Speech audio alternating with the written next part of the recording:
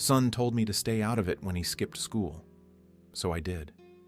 When the truancy letter came to my house, I had it addressed to his stepfather, with a note that said, "You've got this." 3 days later, they were begging me to fix it. I showed up to the hearing and told the truth.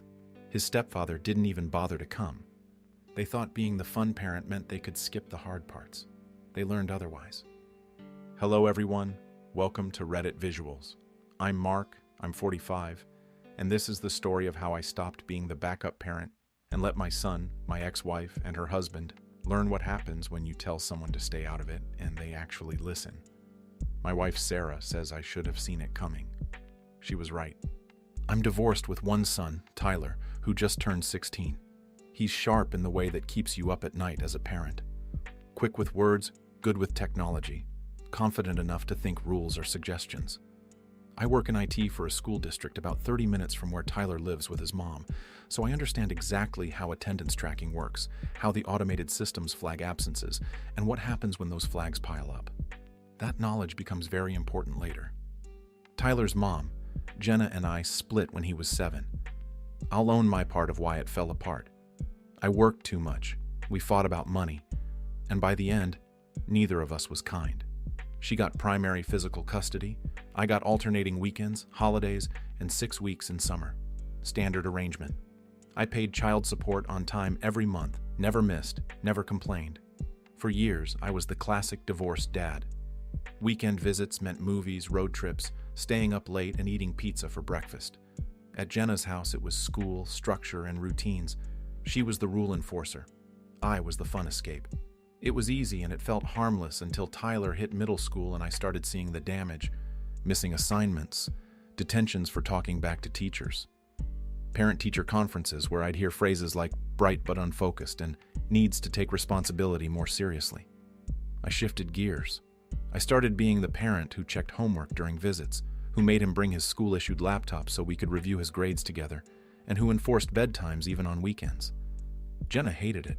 She'd call me and say I was undermining her, that Tyler needed one parent who wasn't constantly on his case. I told her I was trying to keep him from failing algebra, not undermining anyone. We fought about it the way we'd fought about everything when we were married. Then Derek entered the picture. Derek is 39, sells luxury cars, and has the kind of smooth confidence that comes from never being seriously challenged. For the first year, he was just Mom's boyfriend.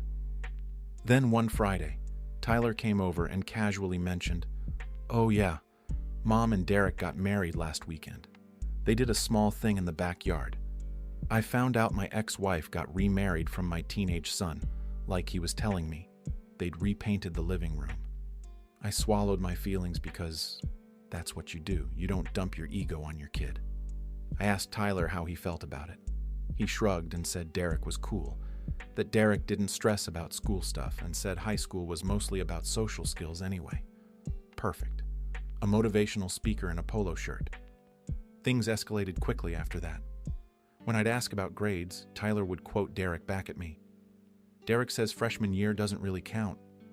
When I'd set a curfew on my weekends, Tyler would roll his eyes and say, "At Mom's house, Derek lets me stay up as late as I want."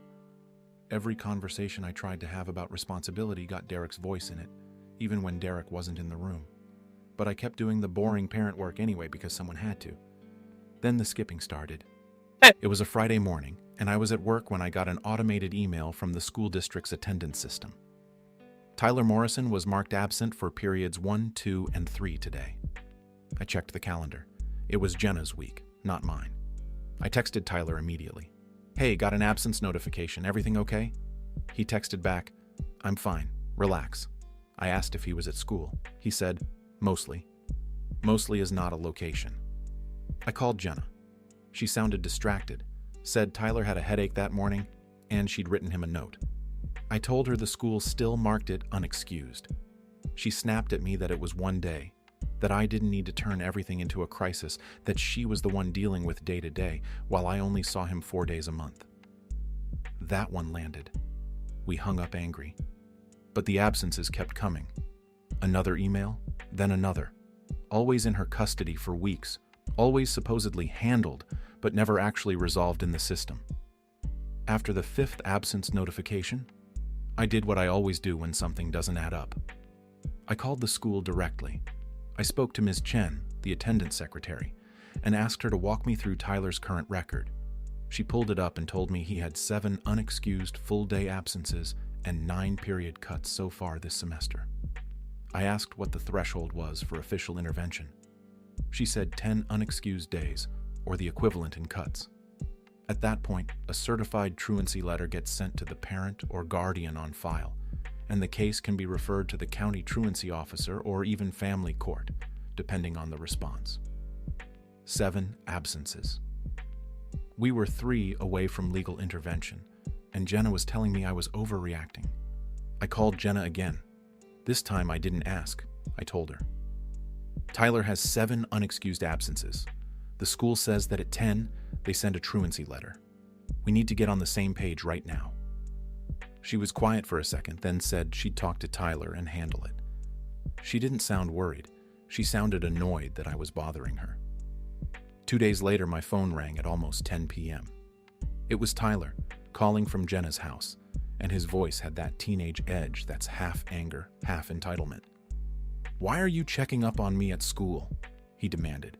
"Because I'm your father, and you're racking up absences like they don't matter," I said. "It's not a big deal, Dad. Derek talked to someone at the office. They said they'd work with us. You don't have to swoop in and be the hero." I felt my jaw tighten. "Tyler, I work in education. I know how this works. If you hit that threshold, it goes on your record. You can lose credit, end up in hearings. This isn't a joke." He scoffed. "Derek says the system just uses scare tactics. It's bureaucratic garbage. Can you just stay out of it? Seriously, this is Mom's house. Derek's handling it. You don't even live here. Stay out of it." Those 4 words just hung there in the silence. I swallowed every comeback I had. I thought about all the times I'd stepped in, fixed things, smoothed things over, been the safety net. And I realized my son didn't see any of that as help. He saw it as interference. "Okay," I said quietly. "If that's what you want." "Finally," he muttered, and he hung up. I sat there staring at my phone. My wife, Sarah, came into the room and asked what was wrong. I told her what Tyler said. She shook her head and said, "So, let him learn the hard way. You've been warning them for months. Stop saving people who don't want to be saved." She was right. But knowing she was right and actually doing it are 2 very different things. Here's what Tyler, Jenna, and Derek didn't understand about how school systems work. I'm still listed as Tyler's father on every official document. My name, my phone number, my address, all of it is in the system as the primary contact, because I was the one who enrolled him in kindergarten years ago, and that information just carries forward unless someone specifically changes it. Jenna is listed as the secondary contact. Derek isn't listed at all because the school system doesn't have a category for stepfather who thinks he knows better than everyone.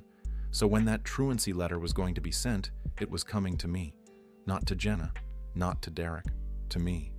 And I'd just been told by my own son to stay out of it. So I decided to do exactly that. I stopped logging into the parent portal every day. I stopped emailing teachers. I stopped checking the automated attendance notifications. When Tyler came over for his weekend visits, I asked about school, but when he gave me vague answers, I didn't push. I just let the silence sit. If Derek was handling it, Derek could handle it. My wife watched me do this and didn't say a word, but I could see the look on her face. She knew what was coming. The absences kept piling up. I knew they were because Tyler would accidentally reference things that didn't line up. He'd mention going to the mall on a Tuesday afternoon. I'd raise an eyebrow and say, "Don't you have English 4th period on Tuesdays?" He'd wave it off and say they had a substitute, that Mom said it was fine. I'd nod and let it go.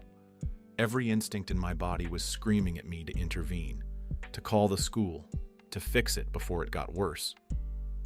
But I didn't, because I'd been told to stay out of it. 3 weeks after that phone call, I came home from work and found a large envelope in my mailbox. Certified mail. The return address was the school district. I knew what it was before I opened it. My wife was in the kitchen making dinner, and she saw my face when I walked in holding the envelope. "That's it, isn't it?" she asked. I nodded. I opened it right there at the kitchen table. official letterhead. Dear parent or guardian, this letter is to inform you that Tyler Morrison has accumulated 11 unexcused absences this semester, exceeding the state threshold for chronic truancy. Under the state education code, continued unexcused absences may result in referral to the county truancy board, fines, or involvement of the family court. A mandatory attendance intervention meeting has been scheduled for October 18th at 2 p.m. Attendance by the student and parent guardian is required. Failure to attend may result in further legal action. There it was, in black and white. Legal action. Court involvement. The exact thing I'd been warning about for months. My wife read over my shoulder and let out a long breath. "What are you going to do?" she asked. I pulled out my phone and took a picture of the letter.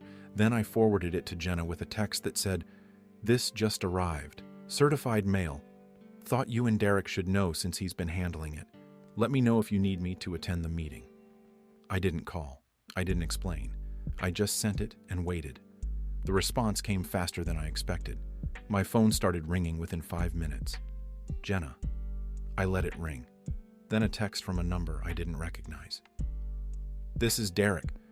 We need to talk. Call me." I didn't. Then Tyler called. I answered that one. "Dad, what the hell? Mom is freaking out. She got your text about a letter." "What is this?" His voice was higher than usual, scared but trying to cover it with anger. "It's a truancy letter," I said calmly. "The one I told you was coming if the absences didn't stop. It came to my address because I'm still the primary contact on file. I forwarded it to your mom since she and Derek said they were handling everything." "You can't just forward it," he said, his voice cracking. "You have to call them. Tell them it's a mistake." "It's not a mistake," I said. "You've been skipping school. The school documented it. Now the county is involved. That's how the system works." "But you know people there," he said desperately. "You work for a school district. You can fix this." And there it was. The moment where the kid who told me to stay out of it suddenly wanted me all the way in. "Tyler," I said slowly, "you told me to stay out of it. You said Derek was handling it, so I stayed out. This is what handled looks like." He went quiet. I could hear him breathing hard on the other end. "So you're just going to let them come after us?" he whispered. "I'm not letting them do anything," I said. "This is a natural consequence of 11 absences that 3 different adults were repeatedly warned about. The letter says there's a meeting on the 18th. I'll be there. I'll tell them the truth. What happens after that is up to you, your mom, and Derek." "Derek says this is all your fault," Tyler blurted. "He says you set us up." I laughed, and it wasn't kind. "Tyler, I didn't make you skip school. I didn't tell your mom to ignore my warnings. I didn't tell Derek to act like truancy laws don't apply to him. I just stopped standing between you and reality. That's not setting you up. That's letting you grow up." He hung up on me. My wife squeezed my shoulder. "That was hard," she said. "That was necessary," I replied. The calls didn't stop. Jenna left 3 voicemails, each one angrier than the last. Derek sent a long text about how I was weaponizing the system because I was jealous of his relationship with Tyler and how this could affect him professionally if it escalated. I read the whole thing and didn't respond. The meeting was scheduled for the following Tuesday. I marked it on my calendar. The morning of the meeting, I put on a button-down shirt, printed out copies of every absence notification I'd received going back 4 months, and drove to the school. The conference was held in a small room near the main office. Beige walls, fluorescent lights, and a table surrounded by uncomfortable chairs. When I walked in, the school counselor, the assistant principal, and a woman I didn't recognize were already seated. The woman introduced herself as Mrs. Palmer from the County Truancy Intervention Office. Tyler was there, sitting slouched in a chair, staring at the table. Jenna was next to him, arms crossed, radiating anger. Derek was not there. "Is Mr. Harris joining us?" the assistant principal asked, glancing at the door. Jenna's jaw tightened. "He couldn't make it. He has a work obligation." The assistant principal made a note. Mrs. Palmer folded her hands on the table and looked at me. "Mr. Morrison, thank you for coming. You received the certified letter?" "I did," I said. I pulled out the letter and set it on the table. along with my stack of printed emails. I also have documentation of every absence notification I received starting in late August, along with email exchanges where I raised concerns about the pattern. Jenna's head snapped toward me. "You brought paperwork?" she hissed. "I brought context," I said evenly. Mrs. Palmer took the stack and flipped through it. Her expression didn't change, but I saw her eyebrows rise slightly. "It looks like you flagged this issue early," she said. "I did," I confirmed. After the 4th absence, I contacted the school directly. After the 17th, I spoke with Tyler's mother about the threshold. I was told the situation was under control. "By whom?" the assistant principal asked. I hesitated for half a second, then I said, "By Tyler's mother and her husband. They felt I was overreacting." Jenna's face went red. "That's not fair, Mark. You don't live with him. You don't see the day-to-day stress. I can't watch him every second." "I'm not saying you can," I replied. "I'm saying I tried to help and I was told not to." Mrs. Palmer turned to Tyler. "Tyler, can you tell us why you've been missing so much school?" Tyler shrugged, still staring at the table. "I don't know. It was boring sometimes. I didn't think it mattered that much." "Did anyone tell you it didn't matter?" she asked gently. He glanced at his mom, then at me, and then down again. "My stepdad said everybody skips sometimes. He said high school is mostly just showing up enough to pass and that freshman year doesn't count anyway." The room went very still. The assistant principal wrote something down.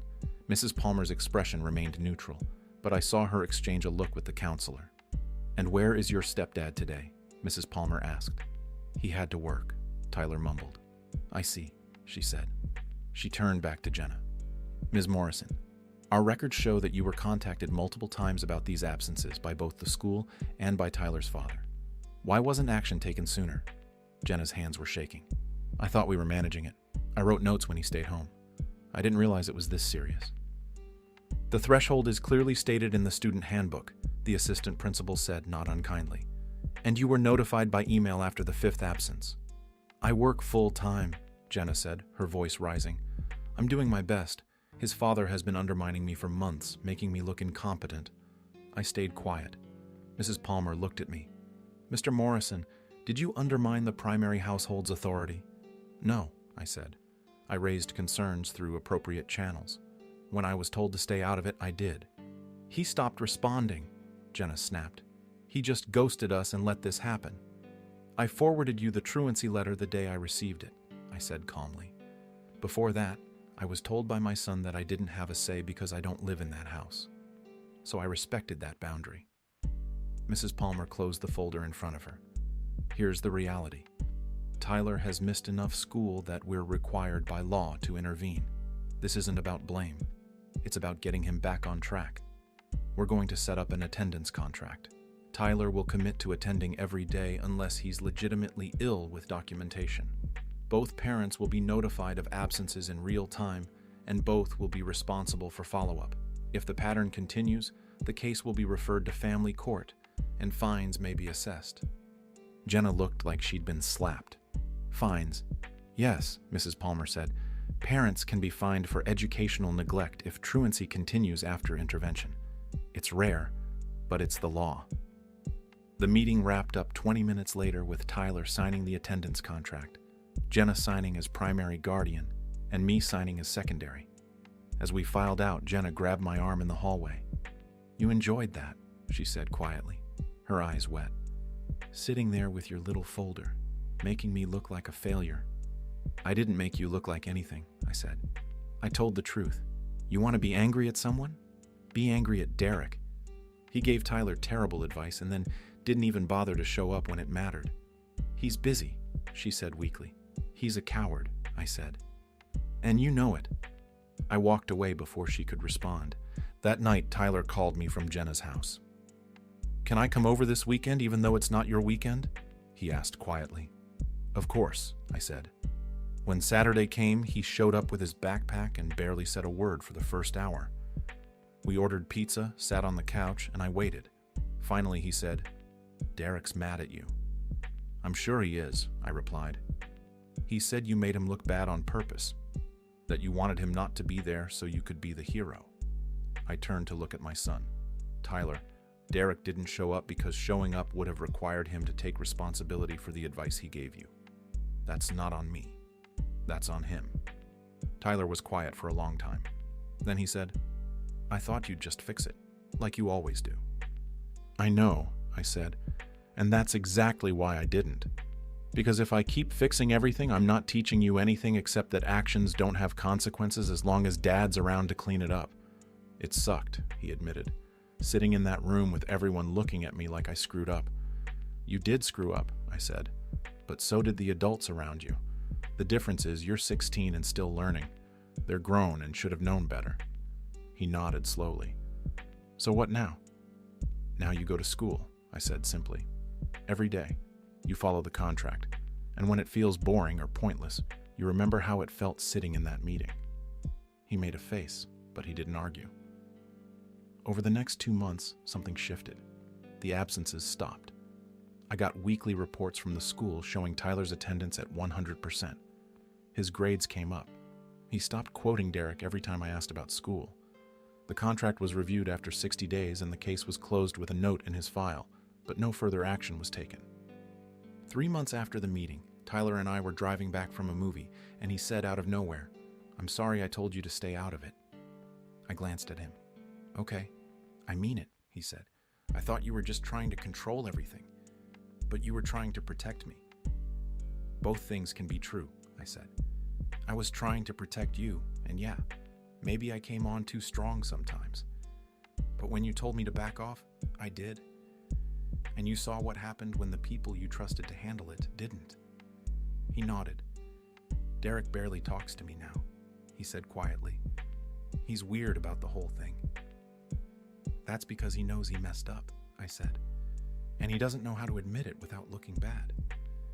Do you think he's a bad guy? Tyler asked. I thought about it. I think he's a guy who wanted to be the cool stepdad without doing the hard parts. And when it mattered, he disappeared. That doesn't make him evil. It makes him unreliable. Tyler stared out the window. Mom's still mad at you. Your mom's embarrassed, I said.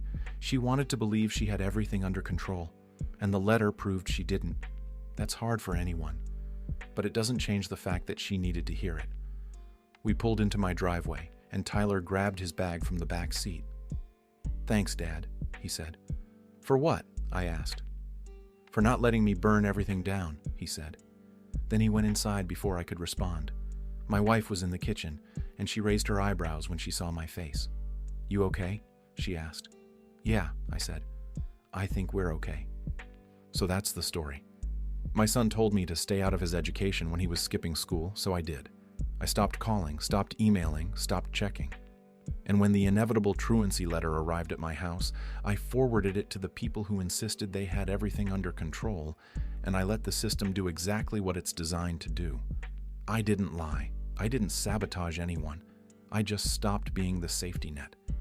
And when the consequences landed, I showed up and told the truth, while the man who'd been giving terrible advice couldn't even be bothered to attend the meeting. My son learned that stay out of it doesn't mean the problem goes away. It just means you handle it alone. And sometimes that's the only way a kid figures out who's actually in their corner. Now I want to hear from you. Was I wrong to step back and let the system hit them instead of intervening one more time? Did I weaponize the truancy process, or did I finally let natural consequences do their job? What would you have done if your own kid told you to stay out of their education while the other parent laughed off every warning? Drop your verdict in the comments. Tell me if I was out of line or if this was the wake-up call everyone needed. And if this story made you think about your own family dynamics, or you just want to see more real stories like this, please hit that subscribe button and like this video. It really does help the channel grow. Thanks for watching Reddit Visuals.